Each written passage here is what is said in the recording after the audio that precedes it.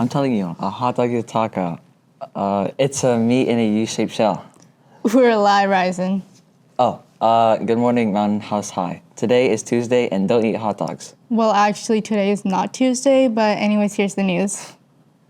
Are you ready for this? Are you ready for this?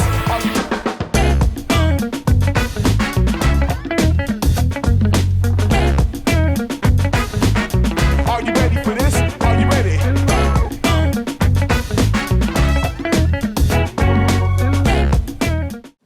Good morning, America. Welcome back to another episode of Mustang News. I'm your host, Aditi. And I'm Ryzen. Let's jump into our news for the next 2 weeks.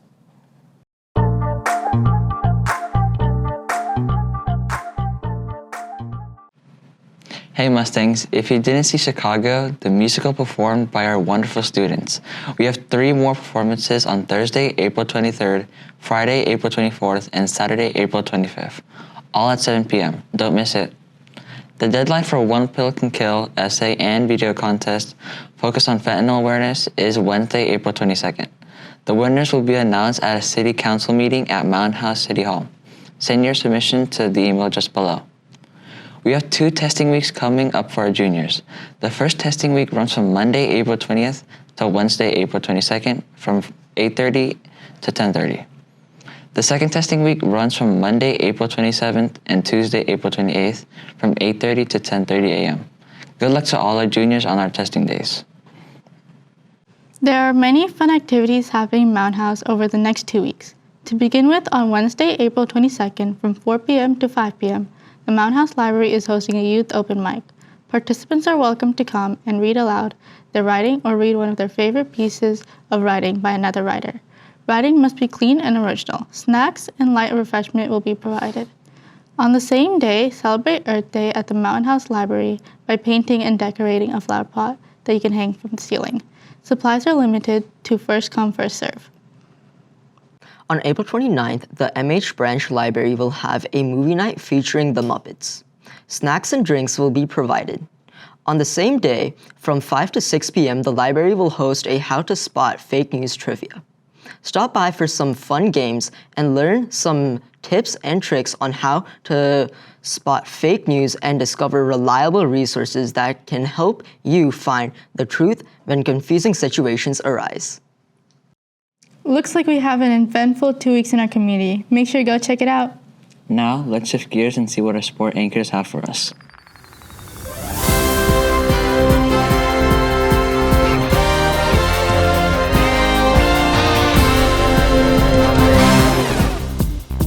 Hey Mustangs, I'm Aman Nalam. Now let's get into the action, Mustangs. Starting with baseball on Monday, April 28th, JV and varsity teams play Patterson at 4 p.m. Then on Friday, April 24th, JV and varsity take on Patterson again at 4 p.m. And finally, it's senior night for our softball team on Tuesday, April 21st, as they take on Manteca at 4 p.m. Be there to cheer them on. This is Aman Nalam bringing you sports. On Thursday, April 23rd, our stunt team plays Livingston from 6 p.m. to 7 p.m. and Central Valley from 8 p.m. to 9 p.m. On Tuesday, April 28th, our boys golf team competes against Sierra in the VOL Championship from 9 a.m. to 3 p.m. at the Mick Grove Golf Course. Good luck to all of our Mustang athletes. Back to you, Aditi and Ryzen. That's all for our sport announcement, Mustangs. Let's take a look at what our field anchors have planned for us.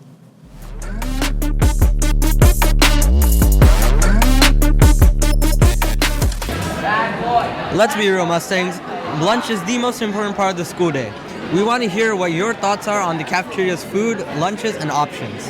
Whether or not you love the meal or you think that we desperately need new snacks, your voice matters. Let's hear what you have to say.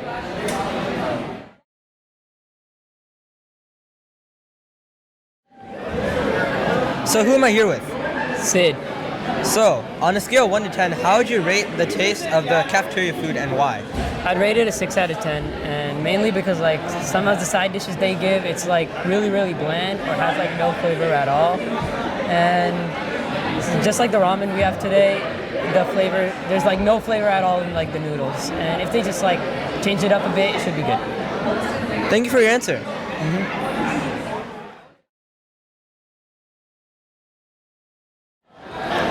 Hello, who am I with today? I'm Ben Walden, What grade are you in? 10th grade. What is your most favorite cafeteria food item, and what is one item you would remove from the menu? My favorite cafeteria item is the sandwiches, and the item I would remove is, I would say the veggie burgers. Those are really good answers. Thank you for being here with us. Yep.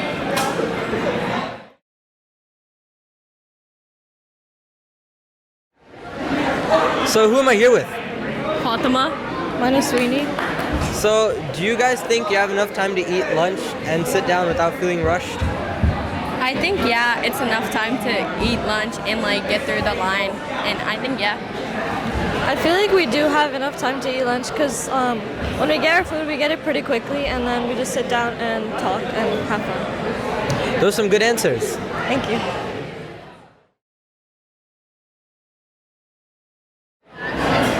Hello, who am I with? Aisha, What grade are you in? I'm a freshman. So if you could add any meal, drink, or item to the menu, what would it be? I would add chocolate cake because I think it's a really yummy sweet treat and I love chocolate cake. That was a really great answer. Thank you for being here with us.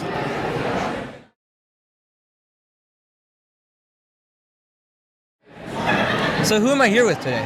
I'm Malika. So do you think there are enough healthy choices and options in the cafeteria for students with specific dietary needs? No, I don't think so because there are so many other keep repeating options. I think there should be more healthier options. Thank you for your answers. Thank you for having me. Well, there you have our answers.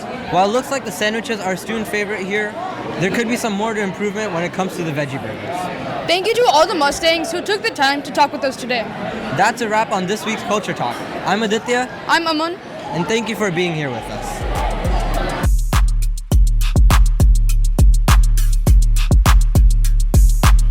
Giddy up, Mustangs. My name is Ainsley. In this episode, we'll be interviewing teachers that are new to MHHS. For our first teacher we have is Miss Bean. Miss Bean, who is your GOAT athlete? My GOAT athlete is Michael Jordan. Basketball is my favorite sport, and he's just the greatest to do it. If you were not a teacher, what would you be doing right now? If I wasn't a teacher, I would be an heiress and just have money so I could tan and read books and go for walks all day. But I have 7 kids, so that might not happen. What a great answer. Thank you so much. That's the end of our interview. Have you worked in the industry before teaching? If so, where? Yes, I did work in the industry for a few years after I graduated from college. I went to UCSC and I was a software engineer for a few startup companies before I became teacher. So mostly I spent my time in Santa Cruz working for small startups. Yeah, it was a lot of learning for me. I learned a lot about the industry and how to be a good engineer. And your second question, what is your favorite superhero and why? I think I would pick Spider-Man. I prefer Spider-Woman, right? Because I'm a woman. I like it because he's a human. So usually superhero, we will see someone come from outside of the planet. But Spider-Man, just by accident, he became had this superpower from a spider. So and he's very much is a human. So he have all this struggle and human emotion. And it would be nice if I can be a spider woman and do as my side jobs, at night going roaming around the city and